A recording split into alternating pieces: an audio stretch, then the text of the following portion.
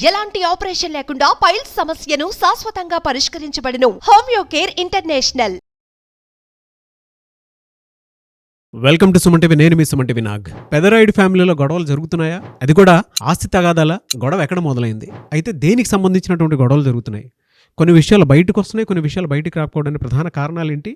The same time జనరల్గా ఇటువంటి తగాదాలు రాకుండా ఉండటానికి వీలునామాని ఏ విధంగా రెడీ చేసుకుంటే ఫర్దర్గా గొడవలు ఉండవు అనేటువంటిది ఈరోజు మనతో పాటు హైకోర్టు అడ్వకేట్ రవీంద్రనాథ్ గారు ఉన్నారు. అది వారి మాటలు తెలుసుకుందాం.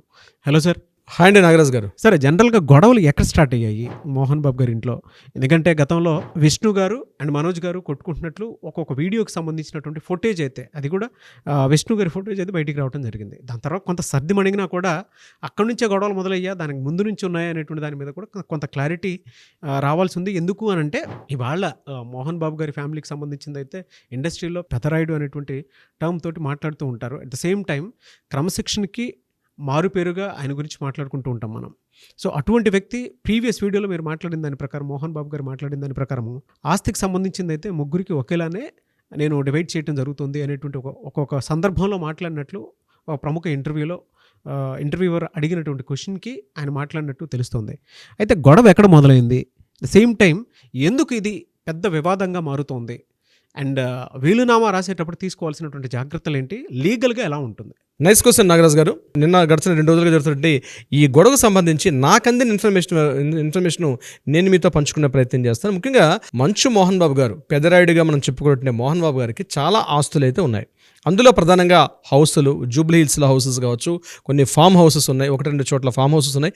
ఇది కాకుండా ప్రధానంగా నిత్య ఆదాయ వనరైనటువంటి శ్రీ విద్యానికేతన్ స్కూల్ కూడా ఆయనకుంది. అయితే ఈయన గడిచిన ఒక 6-7 ఇయర్స్ బ్యాకే తన ప్రాపర్టీస్ అందరినీ కూడా 3 పిల్లలకు కూడా ఈక్వల్ పార్ట్స్గా అందరికీ డిస్ట్రిబ్యూట్ చేసేసారని అయితే మనకు అందిన సమాచారం మేరకు. ఇందులో ప్రధానంగా జూబ్లీ హిల్స్ ఆ ఫిలిం నగర్ రోడ్లో ఉన్నటువంటి ఏదైతే హౌస్ ఉందో అది లక్ష్మీ ప్రసన్న గారికి ఆల్రెడీ ఇవ్వడం జరిగింది.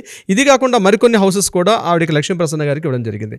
మరికొన్ని ఫామ్ హౌసెస్ అంటే జల్పల్లి, ఇప్పుడు పహాడి షరీఫ్ శంషాబాద్ దగ్గర ఉన్నటువంటి ఏదైతే హౌస్ ఉందో అది ఫామ్ హౌస్, అది చాలా పెద్ద విశాలంగా కొన్ని ఎకరాల్లో ఉన్నటువంటి స్థలం. అది కూడా ఆ ఫామ్ హౌస్ మొత్తం అంతా కూడా కంప్లీట్గా మంచు మనోజ్ గారికి ఇచ్చినట్టు.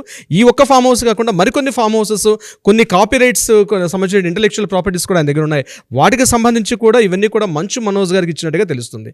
అయితే ఈ 2 ఏళ్ళకి ఇచ్చిన తర్వాత ప్రధానంగా ఉన్నటువంటి ఏదైతే శ్రీ విద్యానికేతన్ తిరుపతి ప్రాంతం, అదేవిధంగా హైదరాబాద్ ప్రధాన నగరాల్లో ఉన్నటువంటి శ్రీ విద్యానికేతన్ స్కూల్స్ ఏదైతే ఉన్నాయో దాన్ని కంప్లీట్గా మంచు విష్ణు గారికి ఇచ్చినట్టుగా తెలుస్తుంది మనకి. అంటే విద్యానికేతన్ స్కూల్స్ అని నాట్ ఓన్లీ ఒక కాలేజ్ కాకుండా ఇటీవల దాన్ని జూనియర్ కాలేజ్ చేశారు, డిగ్రీ కాలేజ్ చేశారు, ఫార్మసీ కాలేజ్ అయింది, నర్సింగ్ అయింది. అదేవిధంగా రీసెంట్గా ఆ యొక్క టోటల్ అన్ని విద్యా వ్యవస్థలన్నింటి కలిపి రీసెంట్గా ఒక యూనివర్సిటీగా కూడా డిక్లేర్ చేస్తే అది మోహన్ బాబు యూనివర్సిటీ కూడా డెవలప్ అయింది. అయితే ఏదైతే ఈ యొక్క ఇన్కమ్, రెగ్యులర్ ఇన్కమ్ వచ్చినటువంటి ఏదైతే ఆదాయ వనరుగా ఉన్నటువంటి ఈ యొక్క శ్రీ విద్యానికేతన్ స్కూల్స్ అన్నీ కూడా టోటల్గా విష్ణుకి ఇవ్వడం, ఏదైతే అంత విలువ చేయనటువంటి అంటే కంపేరేటివ్ టు కంటిన్యూ ఆదాయం వనరు వచ్చేది కాదు, అసెట్స్ మాత్రం బాగా ఉన్నాయి, ఎక్కువగా ఇన్వెస్ట్మెంట్ పాయింట్ ఆఫ్ అంటే రిటర్న్స్ ఎక్కువ కాన్సెప్ట్లో ఉన్న ప్రాపర్టీస్ అన్ని కూడా మంచు మనోజ్ గారికి ఇవ్వడం జరిగింది. హౌసెస్ అన్ని కూడా లక్ష్మీ గారికి ఇచ్చారు. కానీ కంటిన్యూ ఇన్కమ్ వచ్చేటువంటి ఏదైతే ఉందో అది మాత్రం శ్రీ విద్యానికేతన్ స్కూల్స్ మాత్రం పూర్తిగా మంచు విష్ణు గారికి ఇచ్చారని చెప్పి గడచిన కొద్ది రోజులుగా, కొన్ని సంవత్సరాలుగా, 4-5 సంవత్సరాల్లో కంటిన్యూగా డిస్టర్బెన్సెస్ అయితే రావడం జరుగుతున్నట్టుగా మనకు కొన్ని విషయాలు తెలుస్తుంది. అయితే దీనికి నిదర్శనం ఎలా చెప్తానంటే గడచిన ఒక 1 ఇయర్ బ్యాక్ ఇదే శ్రీ విద్యానికేతన్ స్కూల్స్లో ముఖ్యంగా కాలేజీల్లో అత్యధికంగా ఫీజులు వసూలు చేస్తున్నారని చెప్పి, అదేవిధంగా ఎవరైనా ఫీజులు చెల్లించకపోతే దాని మీద చాలా గట్టిగా వాళ్ళతోటి అంటే స్టూడెంట్స్ని కంప్లీట్గా బయటికి పంపించే ప్రయత్నం చేస్తారని చెప్పి మీడియాలో గట్టిగా కథనాలు వచ్చిన తర్వాత ఆ విషయం మీద స్పందిస్తూ మోహన్ బాబు గారు స్పందించారు. అదేవిధంగా విష్ణు గారు కూడా స్పందించి మేము అటువంటి ఏం జరగట్లేదు, మేము ఏదైతే గవర్నమెంట్ ఇచ్చిన పాలసీ మ్యాటర్స్ ఏవైతే ఉన్నాయో పాలసీ మ్యాటర్స్ వరకు మాత్రం మేము కలెక్ట్ చేస్తాం తప్పించి ఎక్కువగా ఏమీ కలెక్ట్ చేయట్లేదని చెప్పి ఇమీడియట్గా ఒక ప్రెస్ నోట్ కూడా రిలీజ్ చేశారు ఆ సందర్భాన్ని పురస్కరించుకొని. అయితే అదే సమయంలో మంచు మనోజ్ గారు కూడా ఏదేమైనప్పుడు కూడా శ్రీ విద్యానికేతన్ జరుగుతున్నటువంటి ఏదైతే ఈ కళాశాల మేనేజ్మెంట్ ఉన్నటువంటి ఈ ఫీజెస్ సంబంధించి ఏదైతే ఉన్నాయో దీని మీద ఎంక్వైరీ చేయాలి, దీని మీద కొంత లోతుగా విశ్లేషణ చేయాల్సిన అవసరం ఉంటుందని చెప్పి మంచు మనోజ్ గారు కొంత వివాదాస్పద వ్యాఖ్య చేయడం జరిగింది. ఆ వివాదాస్పద వ్యాఖ్యను దృష్టిలో పెట్టుకొని బహుశా ఇలా జరిగి ఉంటుందని కూడా మనం చెప్పే అవకాశం చేస్తుంది. దీని మీద ఇట్లాంటి వ్యాఖ్యలను ప్రశ్నడికి నువ్వు ఇవ్వాల్సిన అవసరం లేదు, ఇదంతా కూడా కుటుంబానికి సంబంధించిన విషయం, ఎవరి ప్రాపర్టీస్ వాళ్ళకి ఇచ్చేసాం కాబట్టి ఒకరి విషయాల్లో ఇంకొకరు ఇంటర్ఫేర్ కావద్దు అని చెప్పి కూడా మోహన్ బాబు గారు చాలా గట్టిగా మాట్లాడినట్టుగా కూడా సందర్భం తెలుస్తుంది. అయినప్పటికీ కూడా రెగ్యులర్ ఇన్కమ్ సంబంధించి ఏదైతే ఉందో ఈ యొక్క ప్రాపర్టీస్ డిస్ప్యూట్స్ షేరింగ్ విషయం విషయంలో మాత్రం నాకు చాలా అన్యాయం జరిగింది, మిగిలిన మ్యాక్సిమం ఎసెట్స్ అన్ని కూడా విష్ణుకి వెళ్ళిపోవడం అంటే కరెక్ట్ అనే విషయం కాదని చెప్పి చాలా సందర్భాల్లో మోహన్ బాబు గారితో కూడా మాట్లాడడం జరిగిందని చెప్పి, అయినప్పటికీ కూడా ఆల్రెడీ ఒకసారి నేను విల్లు రాసేసాను, వీలునామా రాసేసాను, ఎవరి ఎసెట్స్ వాళ్ళు క్లియర్ చేసేసాను కాబట్టి ఒకరి విషయాల్లో ఒకరు ఇంటర్ఫేర్ కాకండి, ఇవన్నీ కూడా క్లియర్గా ఉన్నాయి, మిగిలిన ఏమైనా ఫ్యూచర్లో రావాల్సి ఉంటే అవి చూసుకుందని తప్పించి ఇప్పటివరకు ఏమి డిస్టర్బెన్సెస్ వద్దని మోహన్ బాబు గారు ఈ విషయంలో క్లియర్గా చెప్పినట్టయితే తెలుస్తుంది. అయితే ఇటీవల మంచు మనోజ్ గారు మ్యారేజ్ జరగడం, ఆ మ్యారేజ్ కూడా మంచు లక్ష్మీ ప్రసన్న గారు పూర్తిగా సపోర్ట్ చేస్తూ ఏదైతే జూబ్లీ హిల్స్ ఉందో ఇక్కడ తన మ్యారేజ్ జరిగిన తర్వాత లక్ష్మీ గారు అదేవిధంగా మంచు మనోజ్ గారు మాత్రం ఈ విషయంలో అదే తమ్ముడికి అన్యాయం జరిగింది, ఇస్తే బాగున్నట్టుగా కొంత మంచు మనోజ్ గారికి సపోర్ట్గా ఉన్నట్టుగా కూడా మనకు ఉన్నటువంటి న్యూస్ ప్రకారం అయితే తెలుస్తుంది. ఏదేమైనప్పుడు కూడా ఈ విషయం మీద చర్చించుకుందామని చెప్పి ఈ మంచు మనోజ్ని మోహన్ బాబు గారు జల్పల్లో తన ఇంటికి నివాసాన్ని పిలిపించడం.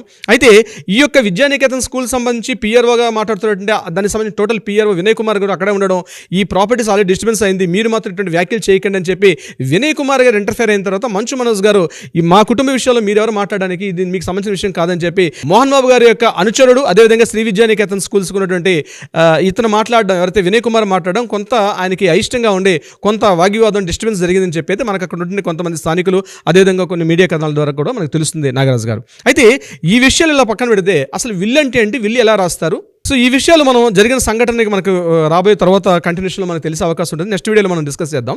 సో ఇది యాక్చువల్గా జరిగింది అని అయితే కన్ఫర్మ్గా అయితే మనం చెప్పుకోవచ్చు.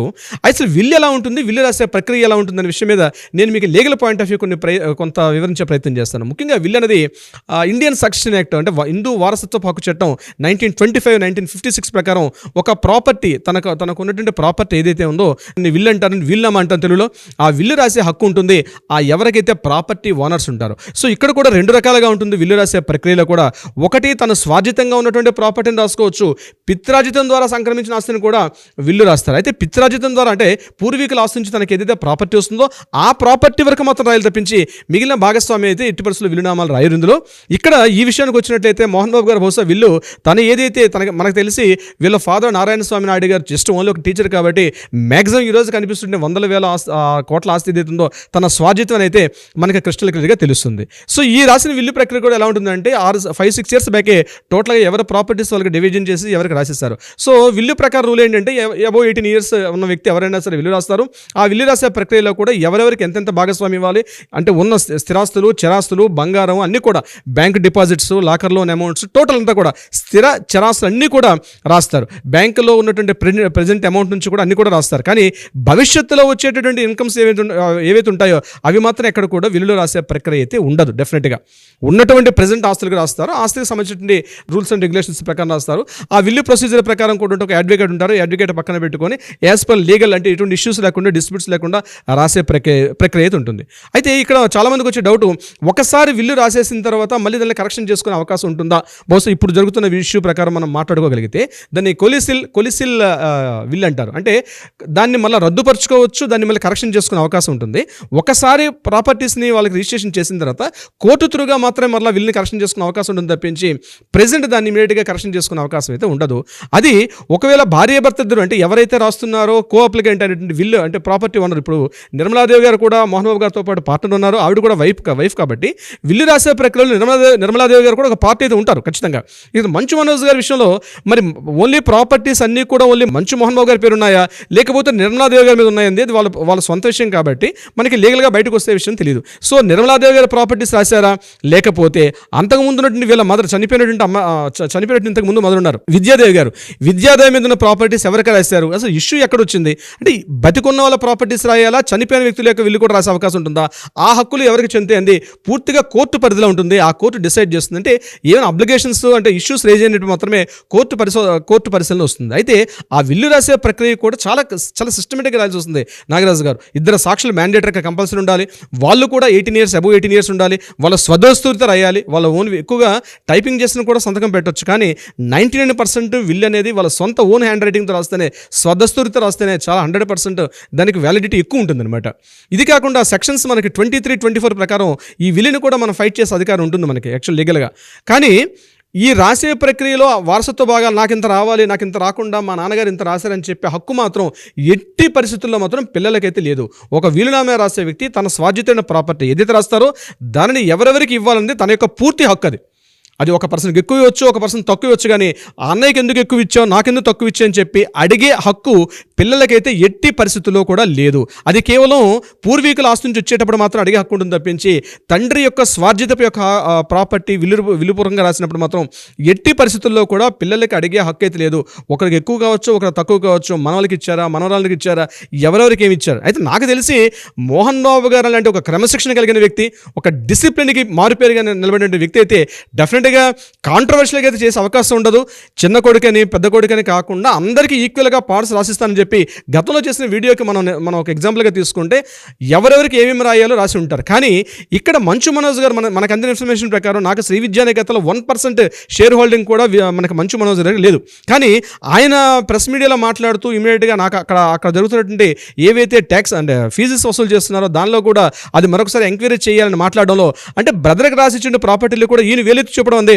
అది సహించినట్టు మోహన్ బాబు గారు బహుశా ఇద్దరిని కూర్చోబెట్టి కొంత సముదాయించే ప్రయత్నం చేసి ఉండొచ్చు. కానీ మంచు మనోజ్ గారు మాత్రం మ్యాక్సిమం ఇన్కమ్ వచ్చేవన్నీ కూడా అన్నయ్యకి ఇచ్చేసావు కాబట్టి నాకు అందులో షేర్ కంపల్సరీ ఇవ్వమని చెప్పి గట్టిగా మాట్లాడుతున్నట్టుగా తెలుస్తుంది అక్కడ మనకు అందిన కథనాల ప్రకారం. కానీ మోహన్ బాబు గారు సస్యమీర్ అంటున్నారు, ఎందుకంటే ఆల్రెడీ ప్రాపర్టీ డిస్ట్రిబ్యూట్స్ అన్ని నేను చేసేస్తాను ఇవన్నీ కూడా అనుకోకుండా ఇప్పుడు మోహన్ బాబు యూనివర్సిటీగా మారింది. ఎప్పుడైతే ఆ మోహన్ బాబు యూనివర్సిటీగా రీసెంట్గా గడిచిన కొద్ది నెలల క్రితమే ఎప్పుడైతే అప్గ్రేడ్ అయిందో దాని మీద వివాదం రాజుకున్నట్టుగా తెలుస్తుంది. కానీ వీటి మీద ఫైట్ చేసే అధికారం మాత్రం పిల్లలకైతే ఎట్టి పరిస్థితులు ఉండదు. నాగరాజ్ గారు, సార్ ఎవరికన్నా వీలునామా రాయించుకోవాలి అనుకునేటువంటి వాళ్ళు ఉంటారు, వాళ్ళకి మీరు పర్సనల్గా టైం ఇస్తారా, మిమ్మల్ని అప్రోచ్ అవ్వచ్చు సార్? తప్పనిసరిగా నాగరాజ్ గారు, ముఖ్యంగా ఈ వీలునామా రాసే ప్రక్రియలో వితౌట్ అడ్వకేట్ ఒక లాయర్ కన్సల్టెన్సీ లేకుండా విల్లు రాస్తే చాలా లీగల్ కాన్సిక్వెన్సెస్ ఫేస్ చేసే ప్రాబ్లం అయితే చాలా చోట్ల ఉంటుంది, తెలుసో తెలియక. ఎందుకంటే ఈచ్ అండ్ ఎవ్రీ పాయింట్ కూడా చాలా లీగల్గా రాయాలి. మనం ఇంకొకటి మనకి హెల్తీ కండిషన్ ఉన్నప్పుడు రాసుకుంటే చాలా మంచిది. ఆ విల్లుని ఒక రిజిస్ట్రేషన్ చేసుకోవడం, ఒక అడ్వకేట్ కన్సల్టెన్సీలో పెట్టుకోవడం, ఇవన్నీ కూడా చాలా ఇంపార్టెంట్. సో దీనికి సంబంధించి ఎవరైనా న్యాయ సలహా సంప్రదింపులు కావాలంటే తప్పనిసరిగా కింద స్కూల్లో అవుతున్న నెంబర్ని కాంటాక్ట్ చేయగలిగితే డెఫినెట్గా మన లీగల్ టీం వాళ్ళకి అప్రోచ్ అవుతారు. దానికి సంబంధించిన పూర్తి వివరాలు కూడా అందించే ప్రయత్నం చేస్తారు. నాగరాజ్ గారు, చూద్దాం ఏ విధంగా ఉంటుందనేది. Anyways thank you so much Ravindranath garu. Thank you so much Nagaraj గారు.